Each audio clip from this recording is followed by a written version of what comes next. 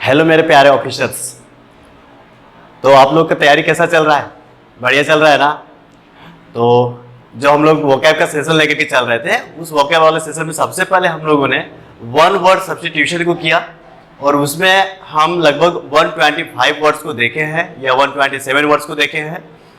आप उन सारे वर्ड्स को एक बार रिवाइज कीजिएगा, लिखिएगा, प्रैक्टिस कीजिएगा।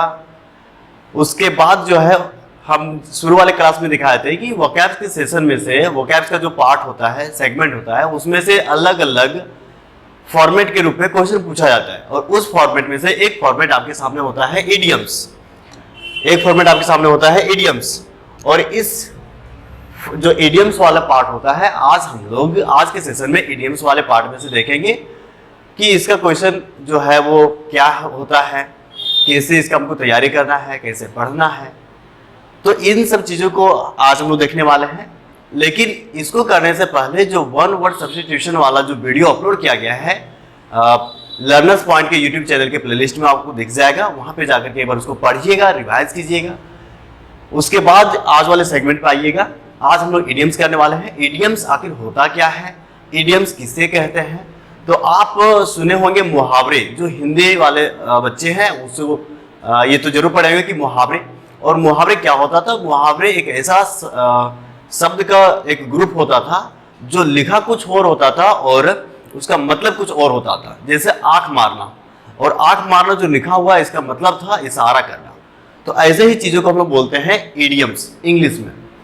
तो आप जैसे आंख मारना हिंदी पढ़े, एज इट इज आप उसको इंग्लिश में पढ़िएगा। बहुत अच्छा लगेगा कि इंग्लिश में ऐसे क्या चीज है, क्या लिखा रहता है, उसका मीनिंग क्या होने वाला है। आप उसको अपने डेली जो बोलते हैं आप उसमें यूज कीजिएगा। तो आपका जो लैंग्वेज बाहर आएगा, आपका जो आप जो आर्टिकुलेट करेंगे वो बड़ा बेहतर होगा। सामने वाले सुनने वाले एकदम से सुनने को बेताब होंगे कि ये बंदा बड़ा मस्त बोलता है।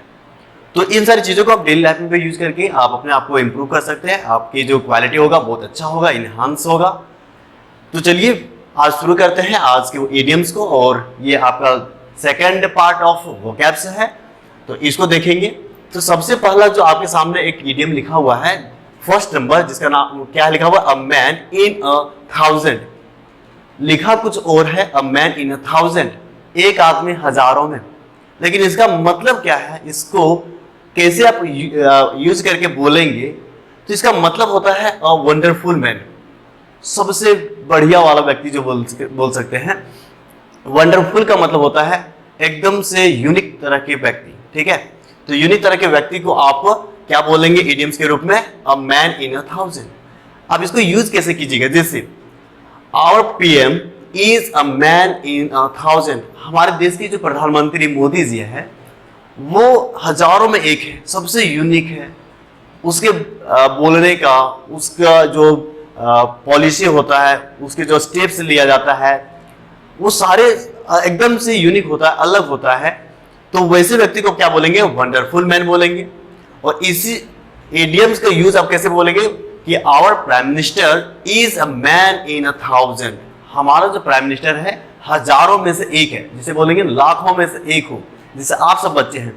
क्योंकि आप अपने उस ड्रीम को पाने के लिए आप अपने घर से कई किलोमीटर दूर खुद से खाना बना करके रहना, सारी चीज़ों को आप बेयर करते हैं, खुद से आप उसको झेलते हैं, क्योंकि आप में वो क्वालिटी है, आप वो कर सकेंगे। और इसीलिए आप इस क्षेत्र में आए हैं।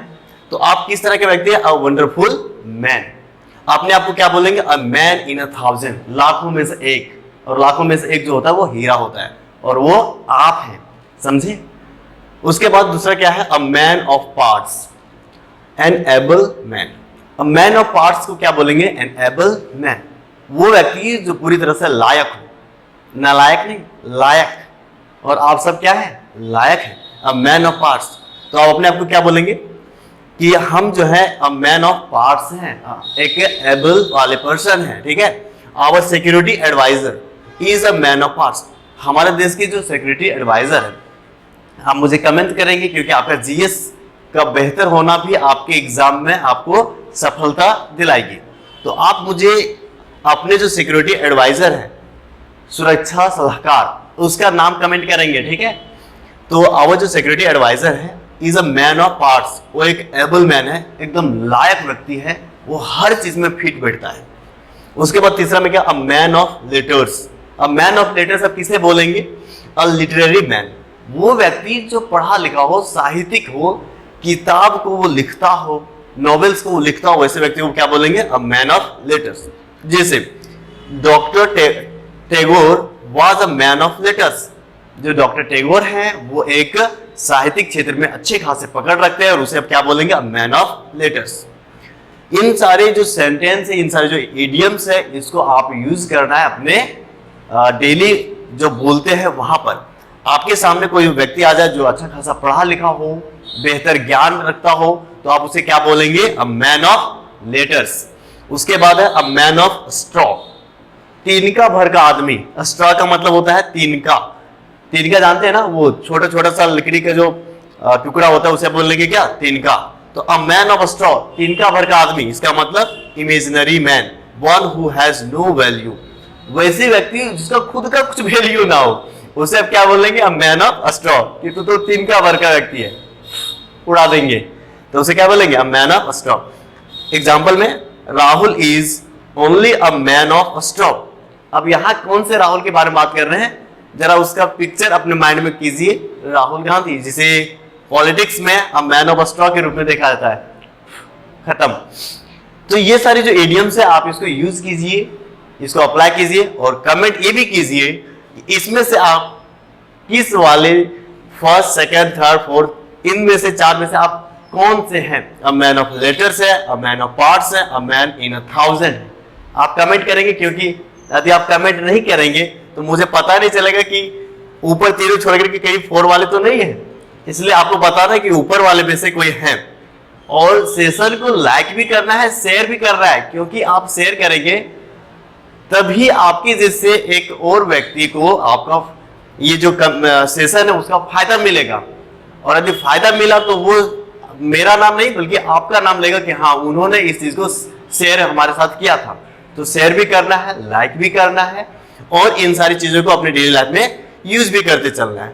तो 4 वहां देखिए। 5वां नंबर में क्या, अ मैन ऑफ वर्ड्स, वो व्यक्ति जो वर्ड्स या फिर इसका एग्जैक्ट मीनिंग देखा जाए तो एक वो व्यक्ति जिसके पास ज्यादा वर्ड्स है, लेकिन इसका एग्जैक्ट मीनिंग वो नहीं बल्कि क्या होने वाला है, होने वाला one who keeps one's promise, वो व्यक्ति जो अपने बातों पे, अपने शब्दों पे बिलीव करे, अपने शब्दों को आपके सामने जो बोला है अपने प्रॉमिस पे वो डटा रहे कि हाँ भाई मैंने ये बोला है तुम ये करेंगे। जैसे कुछ दोस्त होते हैं ना कि बोलते थे क्या पार्टी देंगे, बर्थडे पार्टी देंगे, ये पार्टी देंगे, लेकिन पार्टी के दिन गायब हो जाते हैं।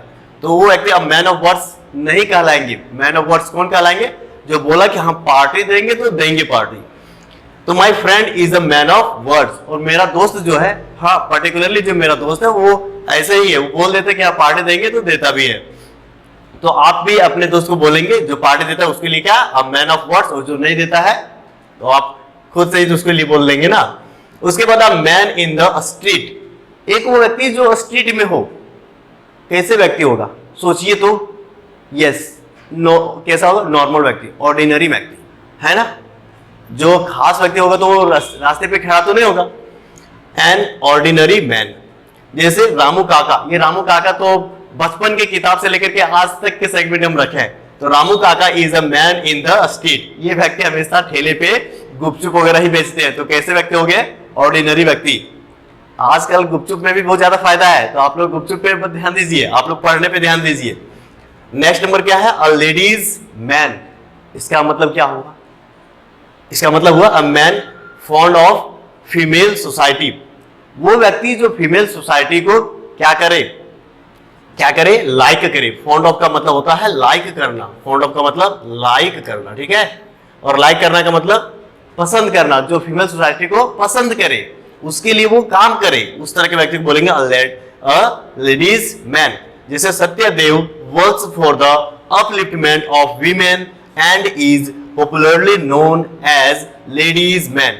जो सत्यदेव इस एग्जांपल में है वो हमेशा महिलाओं के बढ़िया के लिए, अपलिफ्टमेंट के लिए वो क्या करता है, काम करता है, ठीक है। और इसलिए उसे किस नाम से जाना जाता है, लेडीज मैन, ठीक है।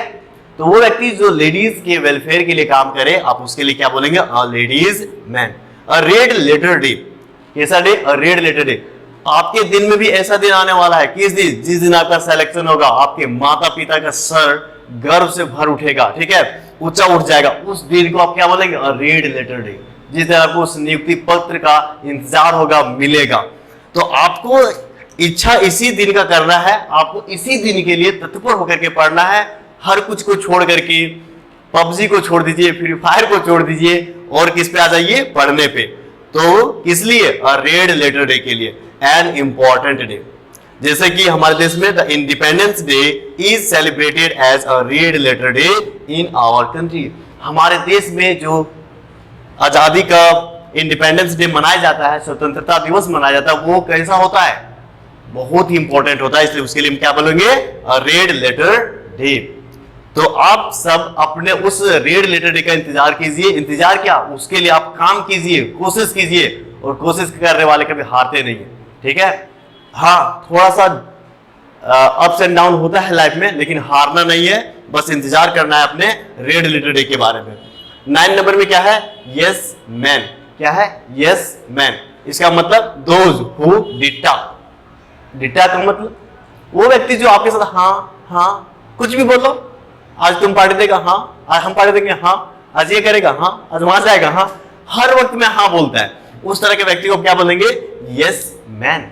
जैसे my father does not like to talk to mister Pathak, why? As he is a yes man. Mister Pathak से यहां पे जो लिखा हुआ एग्जांपल है, माय फादर, वो नहीं, उसको पसंद नहीं करता। क्यों नहीं करता? क्योंकि वो बस हाँ ना, हाँ ना, समझ आया, हाँ, नहीं समझ आया, हाँ। तो आप लोग को समझ आया हो तभी हाँ बोलना, नहीं समझ आया तो हाँ नहीं बोलिएगा। तो ऐसे व्यक्ति को क्या बोलेंगे? Yes man. Apple of one's eyes. आप सब अपने इस चीज को बताएंगे कि आपके एप्पल्स ऑफ आई कौन है। तो इसका मतलब होता है very lovely. A child is an apple of its mother. एक जो बच्चा होता है वो अपने माँ के आंख का तारा होता है, इसलिए एप्पल ऑफ वंस आई का मतलब होता है बहुत प्यारा, बहुत प्यारा। उसके बाद हो गया ब्लू आइड। ब्लू आइड का मतलब होता है one who is liked very much. वो व्यक्ति जिसे बहुत ज्यादा पसंद किया जाए, उसे आप क्या बोलेंगे? Blue eyed. जैसे Sonu is a blue eyed boy. Sonu कैसा है? एक ब्लू आइड बॉय है, उसको बहुत ज्यादा लोग पसंद करता है। तो आप सब भी क्या है? किसी न किसी के लिए, और आई थिंक हमको लगता है कि आप सब ब्लू आइड हैं, क्योंकि आप सब पसंद किए जाने जैसे लोग हैं। उसके बाद है birds of a feather. Birds of a feather का मतलब होता है people with the same interest. Same तरह के चीजों पे विश्वास करने वाले व्यक्ति को क्या बोलेंगे? Birds of a feather. एक ही तरह के चेहरे वाले व्यक्ति, उसे बोलेंगे birds of a feather. Birds of a feather flock together. बढ़िया बात हो गया कि एक जैसे व्यक्ति एक साथ ही तो चलते हैं। कबूतर के झुंड में केवल कबूतर उड़ते हुए दिखाई देंगे, ठीक है। इसका मतलब हुआ कि जितने भी वहां पे पंछी हैं वो सारे एक हैं, एक जैसे हैं, एक जैसे नेचर के। तो वैसे ही लोग भी होते हैं, और लोगों के लिए भी हम लोग क्या बोलेंगे? Birds of a feather. Bolt from the blue. Bolt from the blue का मतलब होता है a sad and unexpected news. उदास वाला चीज, क्योंकि सैड आ गया, तो सैड और अनएक्सपेक्टेड कोई न्यूज आ जाता है तो उसे आप क्या बोलेंगे? Bolt from the blue. बड़े अच्छे से थे, लेकिन अचानक से क्या हो गया? एक उदास भरा न्यूज आ गया। The news of my grandfather's death was a bolt from the blue. किसी के दादाजी का डेथ हो जाना अच्छी खबर तो नहीं होगा, बड़ा दुखदायी खबर होगा, और वैसे खबर को क्या बोलेंगे? Bolt from the blue. तो अभी तो हम लोगों ने देखा कितना 13। आगे बढ़ते हैं। कैप इन हैंड मतलब हम्बली। आप कोई रेस्टोरेंट या ऐसे होटल वगैरह जाते होंगे, तो वहां पे जो सामने में गेट कीपर खड़ा रहता है, जिसके मतलब सर पे एक टोपी पर रहता है, तो जब भी गेस्ट इंटर करते हैं तो वो क्या करता है? ऐसे करके वेलकम, ऐसे ही तो करते हैं। तो इसका मतलब हो गया कि वो अपने टोपी को कहां पे लाए? हैंड में। इसका मतलब हम्बल दिखाए। क्या दिखाए? वो हम्बल दिखाए। The peon went to the officer cap in hand. तो जो पियोन है वो कैसा होता है? ऑफिसर के लिए, या फिर ऑफिसर ने पियोन के लिए कैसा दिखाया? हम्बल दिखाया। A cat and dog life. A cat and dog life, बताइए बिल्ली और कुत्ते में कैसा होगा? कभी समझौता होगा कि एक दूसरे को वो चेस कर रहा होगा, दौड़ा रहा होगा, परेशान कर रहा होगा? A life full of quarrels, ऐसी जिंदगी जो हमेशा झगड़ों से भरा रहे, उसे क्या बोलेंगे? A cat and dog life, a cat and dog life. Their family is leading a cat and dog life. हमारे जो पड़ोसी हैं, बहुत सारे लोगों के पड़ोसी होते हैं ना, वो हमेशा क्या करते रहते हैं? झगड़े करते रहते हैं, उसे क्या बोलेंगे? A cat and a dog life. Castles in the air, हवा का महल, जो बोलते हैं ना कि हवा में महल बनाना, तो केसल्स इन द एयर, केसल्स का मतलब होता है महल। महल कहां पे? हवा में। इमेजिनरी प्लान्स, जो एकदम से इमेजिनरी हो, काल्पनिक हो, भाई मैं तो ये कर रहा हूं, ठीक है, तो उस चीज को क्या बोलेंगे? Castles in the air. What use is there of building castles in the air? तो केसेस इन द एयर का मतलब समझ में आया? कैसी? एकदम से इमेजिनरी चीजों को सोचना। क्लोज फिस्टेड मैन, ठीक है, a great माइजर। Close fisted, fisted का मतलब होता है मुट्ठी, इसका मतलब हो गया मुट्ठी। अब आप किसी दोस्त के पास गए, बोले कुछ लो, कुछ दो, या ठीक कुछ खाने वाला चीजें दो, तो मुट्ठा उसका जो सामने हैंड होता है ना, उसको बंद कर ले, उसके बाद उससे निकालता है, तो आपको कितना मिलेगा? एकदम से कम मिलेगा ना। तो इसी बोलेंगे क्लोज फिस्टेड मैन, वो व्यक्ति जो एकदम अपनी मुट्ठी को बंद करके आपको कुछ सामान निकाल के दे, तो क्या मिलेगा आपको? कुछ नहीं मिलने वाला है। तो do not expect my monetary gain from him, he is a close fisted man.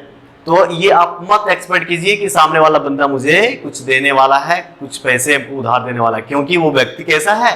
Close fisted है, खुद में बहुत माइजर है। माइजर का मतलब बहुत ही कंजूस, इसका मतलब हो गया कंजूस। तो होता है, कंजूस में भी एक ना लिमिट होता है, लिमिट को भी पार कर देने वाले, तो उसे बोलेंगे कंजूस में कैसा? महाकंजूस, ठीक है। Snake in the grass, grass में सांप छुपा होता है, तो हम देख पाते हैं? नहीं। ऐसे ही चीजों को बोलेंगे hidden enemy. Snake in the grass का मतलब हिडन इनेमी, एक वो दुश्मन जो छुपा हुआ है, आपके बगल में खड़ा है, आपका बहुत ही वो बोल रहा है आप तो बड़े अच्छे हैं, आप ऐसे हैं वैसे हैं, और आपका वो दुश्मन का काम करे, तो उस तरह के दोस्त को क्या बोलेंगे? अ snake in the grass. Her project work is almost over. तो ऐसे चीजों को मतलब वो बार बार प्रोवोक करे कि वो जो व्यक्ति है वो कैसा है, उसको नुकसान पहुंचाए, और आपके सामने कैसा हो दिखे वो दोस्त के रूप में, तब उसके लिए क्या यूज करेंगे? Snake in the grass, snake in the grass. उसके बाद है अ क्राई फॉर द मून, जो चीज असंभव है उसके लिए आप वो एक्सपेक्ट करना। बच्चा बोलेगा मम्मी मुझे मून लेकर दो, अब मून कैसे कोई ला करके उसे दे, तो वो चीज क्या हो गया? वो चीज हो गया आपके लिए एन इम्पॉसिबल थिंग। तो मून के लिए रोना इम्पॉसिबल है, वो तो ला नहीं सकता कोई। Swaraj that was a cry for the moon one day turned out to be a reality for India. जो हमारे देश के लिए आजादी था ना, स्वराज यहाँ पे Hindi word as it is English में एज अ जार्गन यूज किया गया है, और इसका मतलब होता है कि आजादी। तो हमारे देश के लिए कभी आजादी लग रहा था कि ये क्या है? अ क्राई फॉर द मून, जो कभी पॉसिबल नहीं है, लेकिन वो पॉसिबल हुआ, हम लोगों ने आजादी लिया। उसके बाद नेक्स्ट नंबर क्या है? द डॉटर ऑफ ईव, इसका मतलब होता है women who can escape the spell of the daughters of Eve. तो आप सब क्या है? Daughter of ewe. ईव का मतलब होता है जो अच्छी चीजों के बारे में सोचे, या फिर एक ऐसा गॉड, एक ऐसी भगवान जो हर वक्त हमारे लिए कैसा बिहेव करे, एज अ मदर बिहेव करे, उस तरह के गॉड को क्या बोलेंगे? ईव। डी डे, क्या बोलेंगे? D day. जैसे बोले डी डे, आपके चेहरे पे क्या होने वाला है? खुशी आने वाला है। क्यों? डी डे का मतलब होता है day of success. D day, it's my D day, आज मेरा सक्सेस का दिन है। सबको बोलेंगे आपका सक्सेस का दिन आने वाला है, बस आपको अपने तैयारी पे लगे रहना है। आप उन सारे लोगों में से अलग करना है जो नॉर्मल सोचते हैं, उससे अलग सोचिए, अलग कीजिए, और आप अपने डी डे को गेन कीजिए। The day of success. After its success in the finals the Indian team is celebrating it's D day today. जो यहाँ पे इंडिया टीम के बारे में बात किया जा रहा है, वो काफी मेहनत किया, उसके बाद अंततः उसने क्या किया? अपना डी डे को सेलिब्रेट किया। डी डे का मतलब डे ऑफ सक्सेस। तो तो सबसे बेहतर जो आपके लिए है वो क्या है, डी-डे। आप इसी के लिए तो पढ़ रहे हैं, इसको पूरा भी करना है। डेथ ऑफ नेचर, नेचर की कर्ज, नेचर की कर्ज क्या होता है, तो वो होता है डेथ। और सब कोई को इस चीज को पूरा ही करना होता है, चाहे किसी भी तरह का लिविंग बीइंग क्यों ना हो। तो everyone has to pay the debt of nature one day और द अदर। आज नहीं तो कल हर किसी को नेचर का ये कर्ज को चुकाना होता है। तो नेचर का कर्ज सिर्फ चुकाया किससे जाता है, तो डेथ से। तो डेथ को हम लोग क्या बोलेंगे, डेट ऑफ नेचर। और डेट का मतलब कर्ज, जो हिंदी लिखेंगे वो भी इसे नोट डाउन कर लेंगे, डेट ऑफ द नेचर। उसके बाद हो गया, आगे देखते हैं, अ डॉग इन द मैनेजर। ठीक है, अ dog in the manager. Manager पे किसी डॉग को बिठा देना, आप क्या उम्मीद किए होंगे, आप यही तो उम्मीद किए होंगे, सेल्फिश पर्सन, सिर्फ अपने बारे में सोचे। I had thought Mrs Gupta to be a philanthropic woman, but she turned out to be a dog in the manager। ठीक है, मैंने ये सोच रखा था कि मिसेस गुप्ता जो है वो कैसी है, फिलेंथ्रोपिक वीमेन है। और ऐसे वर्ड हम आपको वन वर्ड सब्स्टिट्यूशन में बताए हैं, तो आई थिंक कि आप इसको वहां देखे होंगे, पढ़े होंगे। तो इसका आप आंसर कमेंट में मुझे पिन करेंगे। ठीक, तो फिलेंथ्रोपिक का मतलब होता है वो आप बताएंगे और उसे पिन करेंगे। लेकिन she turned out to be a dog in the manager, लेकिन वो कैसी बदल गई, सेल्फिश पर्सन के रूप में। डूम्सडे, डूम्सडे का मतलब होता है the last day of the creation. 11 September was as if a doomsday for the US. मतलब डूम्सडे उस दिन होता है जिस दिन आपके लिए बहुत ही नुकसान वाला चीज होने वाला है, आपके लिए बहुत ही गंदा कुछ एक इवेंट होने वाला है, उसे आप क्या बोलेंगे, डूम्सडे या फिर डेथ। दैट इज 11 सितंबर को क्या हुआ था यूएसए में, जिसके कारण यूएसए के लोगों के लिए क्या लगा, डूम्सडे। तो शायद उस दिन कुछ उसके लिए बड़ा नुकसान वाला दिन हुआ होगा। तो क्या हुआ था, आप सब अपने जीएस में उसको खंगालेंगे, बताएंगे मुझे भी कि क्या हुआ था 11 सितंबर को। 25th नंबर क्या है, एलिक्सर ऑफ लाइफ। एलिक्सर का मतलब होता है अमृत, एलिक्सर का मतलब होता है अमृत। तो एलिक्सर ऑफ लाइफ का मतलब nectar. Sound health has proved to be elixir of life for him. तो एलिक्सर ऑफ मतलब समझ में आया कि एलिक्सर का मतलब क्या होता है, अमृत। तो आपके लिए आपकी जो साउंड हेल्थ है, साउंड हेल्थ का मतलब बढ़िया हेल्थ, बेहतर हेल्थ। साउंड का मतलब यहाँ पे आवाज नहीं, साउंड का मतलब ये भी होता है बेहतर, बेहतर से भी बेहतर को क्या बोलेंगे, साउंड। तो साउंड हेल्थ आपके लिए कैसा प्रूव होगा, एलिक्सर ऑफ लाइफ, लाइफ के सबसे सुहावना वाला पल दिखेगा। कब, जब आपका हेल्थ अच्छा होगा। इसलिए हम पर डे के वीडियो में आपको क्या बोलते हैं कि पढ़ते रहिए, अपने सेहत का ख्याल रखिए और प्रैक्टिस करते रहिए और दूसरों को आप डिफीट कीजिए और अपने आप को कौन से डे में लेकर के चलिए, तो डी-डे में लेकर चलिए। क्योंकि उस दिन आपका क्या होने वाला है, उस दिन आपके लिए होने वाला है रेड लेटर डे। और आप किस तरह के व्यक्ति हैं आप उसे कमेंट में करेंगे। तो ये 1 से लेकर के 25 तक आपका आज का इडियम्स का सेशन रहा। एक दिन अभी हम लोग नंबर्स तो बहुत कम देख रहे हैं, लेकिन कोई बात नहीं है, धीरे धीरे करेंगे, सब कुछ सीखते चलेंगे। क्योंकि स्टडी विंस द रेस, बोला जाता है कि आप बेहतर करो लेकिन सावधानी से करो, तभी आप क्या कर पाएंगे, आप अपने आप को सक्सेस तक पहुंचा पाएंगे। तो आज के लिए बस 25 तक ही, नेक्स्ट सेशन में हम लोग इससे आगे बात करेंगे। और तब तक के लिए मेरा एक ही सजेशन रहेगा कि इन सारी चीजों को रिवाइज कीजिए, लर्न कीजिए और अपने आप को बेहतर बनाइए। तो आज के लिए बस इतना ही, बाय।